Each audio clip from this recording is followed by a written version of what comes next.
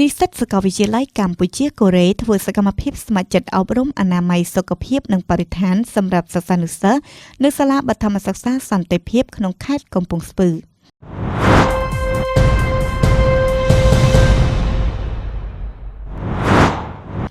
កំពង់ស្ពឺថ្ងៃទី7 ខែសីហាឆ្នាំ2026លោកសៃវ៉ាន់នាយកសាលាបឋមសិក្សាសន្តិភាពរួមជាមួយនឹងគណៈសាស្ត្រាចារ្យនិងនិស្សិតបានស្វាគមន៍យ៉ាងកក់ក្ដៅចំពោះក្រុមនិស្សិតស្ម័គ្រចិត្តសាកលវិទ្យាល័យកូរ៉េដឹកនាំដោយលោកនាយកហ្វាំងអ៊ីនស៊ូតំណាងលោកឆែផ្ចង់កនដែលលោកវិជ្ជបណ្ឌិតហៃសុវង្សទីប្រឹក្សាជាន់ខ្ពស់និងជាតិអ្នកស្រាវជ្រាវនៅមហាវិទ្យាល័យច្បាប់នៃសាកលវិទ្យាល័យជាតិកម្ពុជាបានមកធ្វើទស្សនកិច្ចដើម្បីធ្វើសកម្មភាពស្ម័គ្រចិត្តសហការជាមួយនឹងនិស្សិតមកពីសាកលវិទ្យាល័យជាតិកម្ពុជាកម្មវិធីអប់រំនិងសកម្មភាពចូលរួមចំណាយសង្គមនេះបានធ្វើឡើងនៅសាលារៀនដែលមានទីតាំងស្ថិតនៅសង្កាត់រកាធំក្រុងច្បារមនខេត្តកំពង់ស្ពឺសកម្មភាពស្ម័គ្រចិត្តមនុស្សធម៌នេះត្រូវបានរៀបចំឡើងដោយក្រុម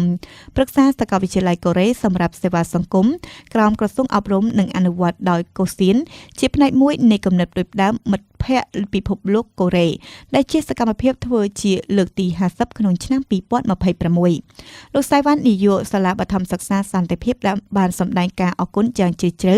ចំពោះនិស្សិតស្ម័គ្រចិត្តទាំងអស់ដែលបានមកទស្សនាសាលាបឋមសិក្សាសន្តិភាពដើម្បីកែលម្អសម្ភារៈសិក្សានិងចែករំលែកចំណេះដឹងដែលមានប្រយោជន៍ដល់កុមារលោកបានគូបញ្ជាក់ថាសកម្មភាពទាំងនេះពិតជាបានរួមចំណែកយ៉ាងធំធេងក្នុងការលើកកម្ពស់វិស័យអប់រំនៅតាមមូលដ្ឋាននិងជួយឲ្យកុមារទទួលបានបរិយាកាសសិក្សាកាន់តែប្រសើរឡើង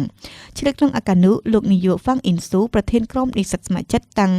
ឲ្យតំណាងប្រទេសទាំងពីរលោកឆែផ្ចង់កនតំណាងកូសៀននិងអ្នកស្ម័គ្រចិត្តបានចូលរួមយ៉ាងសកម្មក្នុងការដឹកនាំថ្នាក់រៀនសម្រាប់សិស្សានុសិស្សដែលផ្ដោតលើអនាម័យផ្ទាល់ខ្លួនរបស់កុមារការថែទាំសុខភាពនិងការការពារបរិស្ថានក្រៅពីការងារអប់រំក្រុមនិស្សិតក៏បានចូលរួមការងារកែលម្អសម្ភារៈសាលារៀនព្រមទាំងបង្កើតកម្មវិធីផ្លាស់ប្ដូរវប្បធម៌ដើម្បីកសាងទំនាក់ទំនងនិងមិត្តភាពដ៏មានតម្លៃជាមួយនឹងសហគមន៍មូលដ្ឋានខេត្តកំពង់ស្ពឺ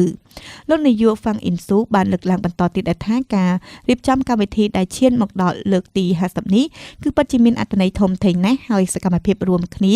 ទាំងនេះមិនត្រឹមតែជាឱកាសក្នុងការចែករំលែកចំណេះដឹងប៉ុណ្ណោះទេប៉ុន្តែវាបានបង្កើតនូវការរៀនសូត្រទៅវិញទៅមកការទទួលខុសត្រូវរួមគ្នានិងការរឹតចំណងមិត្តភាពឲ្យកាន់តែស្អិតរមួតនិងយូរអង្វែងរវាងយុវជនកូរ៉េនិងយុវជនកម្ពុជា